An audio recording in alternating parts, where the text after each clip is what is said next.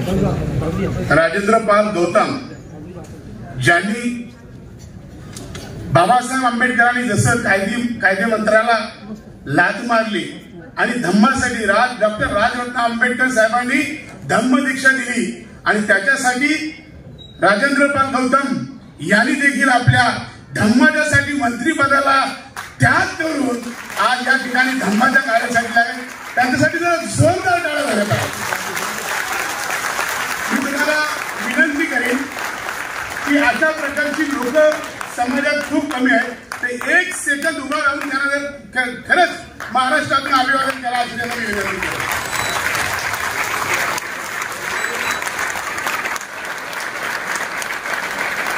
धन्यवाद. या जोसेफ जॉन्सनला आम्ही सांगितलं की आपल्याला ते असे मराठी कमीच म्हणतात, इंग्रजीत भाषणच केलं पाहिजे. त्याचं कारण असं आहे की आपली पुढची पिढी देखील इंग्रजीतच बोलली पाहिजे म्हणून त्याची सुरुवात या ठिकाणी आपण करण्याचं घेतलेलं आहे. मला या ठिकाणी खरं म्हणजे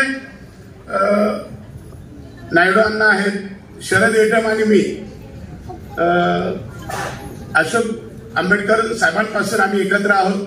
ते राजरत्न साहेबांपर्यंत आम्ही कायमच राहणार आहोत. शरदी तर आपल्या सोबत आहे, मी आहे, मला या ठिकाणी आदरणीय भंतेजी आहेत.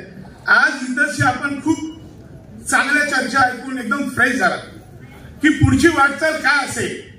तर 100 वर्षापर्यंत आपण इथे येऊन थांबलो. बाबासाहेब आंबेडकर म्हटले की 100 वर्ष शेळी होऊन जगण्यापेक्षा एक दिवस वाघ होऊन ताठ मानाने जगा.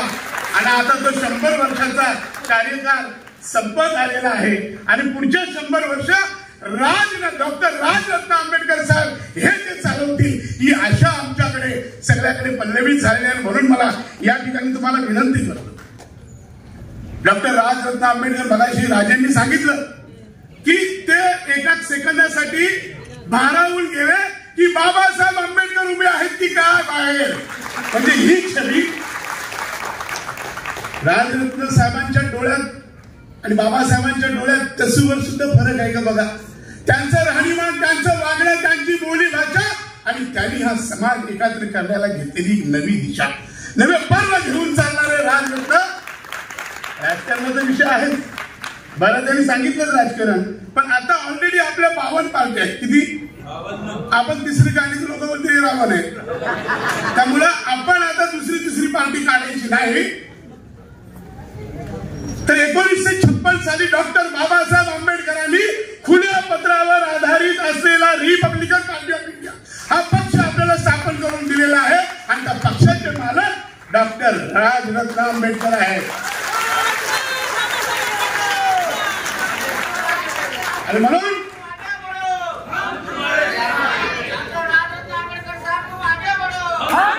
आणि मग बाबासाहेब म्हटले, मी म्हणत नाही, त्याच्या नाण्याला 2 बाजू, एक धम्म आणि दुसरं राजकारण.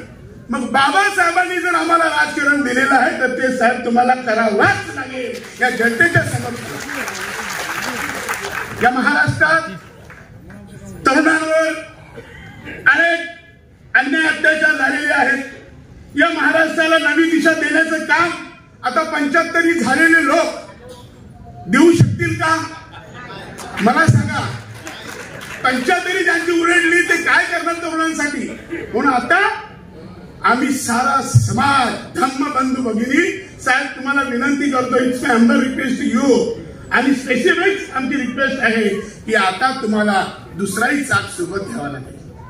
भीमा तुझ्या रथाची फसली ही 2 चाके, भीमा तुझ्या रथाची फसली ही 2 चाके. अरे ओढून त्यास नेल्या मारू पुन्हा मी हाक, लाचारीचे जिने हे जगती भीमाई लोक, एकाच नाही एक बापात नाही लेक, भीमा तुझ्या रथाची फसली ही 2 चाके.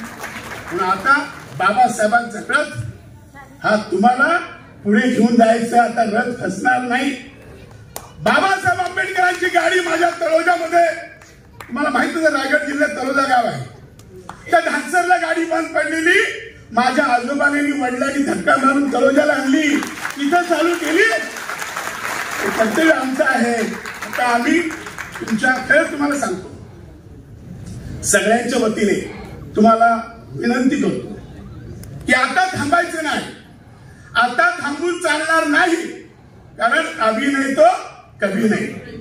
राजे महाराष्ट्र फिरवतील ना फिरवतील मला माहित नाही, पण हा माझा राजा विश्व फिरून आला, 118 देश फिरून आलेला आहे.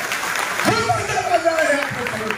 कुणाची गरज नाही. म्हणून आपला राजा आपल्याजवळ, बाबासाहेब आंबेडकरांनी आपल्याला आपला राजा दिलेला आहे. आपण सगळ्यांनी आपल्या राजाच्या सोबत राहिलं पाहिजे. निर्धार पक्का, निर्धार पक्का. 2 महिने तर तुम्हाला द्यायला लागतात.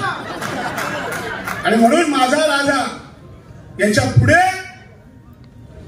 101 शक्यतो जास्त करणार, 101 तेव्हा माझा राजा मंत्री म्हणून बघायचा आहे की नाही तुम्हाला. आणि एकच पिढी, एकच व्यक्तीकडे या महाराष्ट्रात मी 35 वर्ष राजकारण केलेलं आहे. माझी पत्नीला जिल्हा परिषद अध्यक्ष बनवली, माझी बहिणीचा शिक्षण सभापती बनवली, मी उपमहापौर झालो, 270 सरपंच केले, 350 उपसरपंच केले. ही सगळी ताकद साहेब आपल्या पाठी लावण्याची जबाबदारी नाही. म्हणून मी सांगतो की राजरत्न अंगार है, बाकी सब जोर से बोलना पडेगा. बुद्धम शरणम गच्छामी तर आमचा आहेच, पण बुद्धम शरणम गच्छामीच्या सोबत सक्षमी पाहिजे. आणि सक्षम आणि संयमी नेता जर कोण असेल तर ते डॉक्टर राजरत्न आंबेडकर साहेब.